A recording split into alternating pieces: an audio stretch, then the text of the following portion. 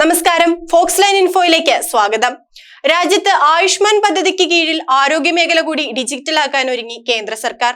വ്യക്തിഗത വിവരങ്ങൾ സൂക്ഷിക്കുന്നതിനായുള്ള ഏറ്റവും വലിയ ക്രമീകരണമാണ് UHID കാർഡിലൂടെ നടപ്പിലാക്കാൻ പോകുന്നത്.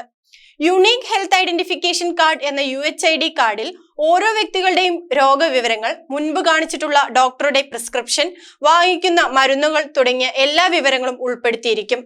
ആശുപത്രി വിവരങ്ങളെല്ലാം പേപ്പർലെസ് ആക്കുകയും രേഖകൾ നഷ്ടപ്പെട്ടു പോവാതിരിക്കുകയും ചെയ്യുക എന്നതാണ് പദ്ധതിയുടെ ലക്ഷ്യം. സർക്കാരിന്റെ കീഴിൽ വരുന്ന പ്രാഥമിക ആരോഗ്യ കേന്ദ്രം മുതൽ മെഡിക്കൽ കോളേജ് വരെയുള്ള എല്ലാ ആശുപത്രികളും കമ്പ്യൂട്ടർവൽക്കരിക്കുന്നതിലൂടെ ഏവർക്കും ഹെൽത്ത് പദ്ധതിയുടെ ഭാഗമാകാൻ സാധിക്കുന്നു. കുട്ടികളും മുതിർന്നവരും ഉൾപ്പെടെ എല്ലാവർക്കും ആധാർ കാർഡ് ഉപയോഗിച്ച് UHID കാർഡ് ജനറേറ്റ് ചെയ്യാൻ സാധിക്കും. 2021 തുടക്കം കുറിച്ച ഈ സേവനം ഇന്ന് കേരളത്തിലെ ഒട്ടുമിക്ക ആശുപത്രികളിലും പ്രാവർത്തികമാക്കിയെങ്കിലും കാര്യമായ ഫലം കണ്ടില്ല. എന്നാൽ എല്ലാ ആശുപത്രികളും കമ്പ്യൂട്ടർവൽക്കരിക്കുന്നതിലൂടെ ഇലക്ട്രോണിക് സേവനങ്ങൾ നിർബന്ധിതമാവുകയും ആളുകൾ UHID കാർഡിലേക്ക് മാറാൻ നിർബന്ധിതരാവുകയും ചെയ്യുന്നു. ഇതുവരെ കാർഡ് ജനറേറ്റ് ചെയ്യാത്ത ആളുകൾക്കായി ആശുപത്രികളിൽ പ്രത്യേകം കൗണ്ടറുകൾ ഒരുക്കിയിട്ടുണ്ട്. ഈ കൗണ്ടറിലെത്തി ആധാർ നമ്പർ, മൊബൈൽ നമ്പർ തുടങ്ങിയ വിവരങ്ങൾ നൽകി കാർഡ് ഡൗൺലോഡ് ചെയ്യാൻ സാധിക്കുന്നു.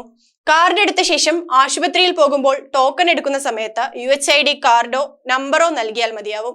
സർക്കാർ ആശുപത്രികളുടെ സേവനങ്ങൾ ഉപയോഗപ്പെടുത്തുന്ന എല്ലാവരും UHID കാർഡ് നിർബന്ധമായും എടുത്തിരിക്കണം.